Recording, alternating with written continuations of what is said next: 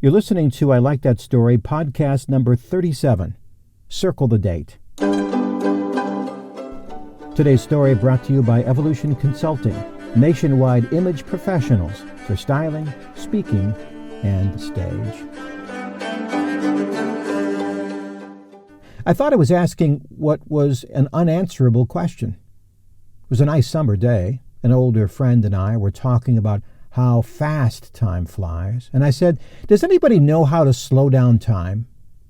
And to my surprise, he answered immediately, "Anticipation." Apparently, he had thought about the topic before. "Think about it," he said.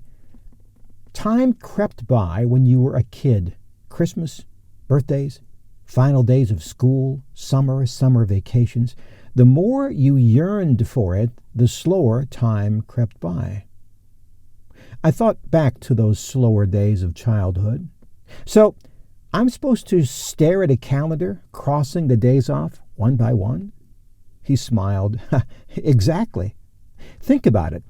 A third of your enjoyment of an event comes in looking forward to it. A third comes from the experience itself. And the last third comes from remembering it. That conversation was a few years ago.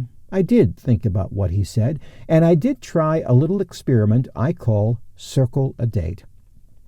At any given time, I have 3 dates on my calendar circled. There's one coming up this next weekend. My bride, Libby, and I will go back to my adopted hometown for a date on the calendar called Western Days.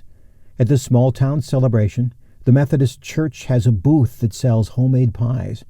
I'll get there early to get a black raspberry pie my mother-in-law is famous for. And the local pork producers sell a meaty pork chop on a stick with a secret seasoning that is amazing. There's a book fair we go to buy old books to feed my reading habit.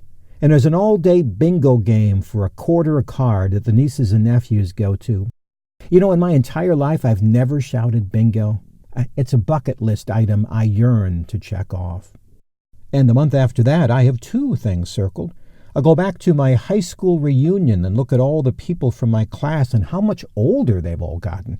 I haven't changed. The month after that, I will go visit my aunt who lives in the southern part of Illinois. I haven't seen her for years. So here's to life, a continuous calendar of circled dates and the memories they will bring. How wonderful that tomorrow was. Thank you for listening.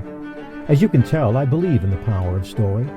Story changes lives and encourages people to overcome obstacles and live lives of peace, passion, and prosperity, whatever that looks like to them.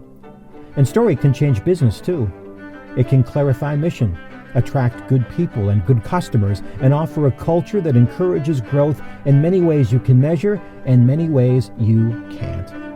To find out more about what I write or where I speak, you can find me on my website, ilikethatstory.net. Until next time, I'm Jeff Gould. God bless.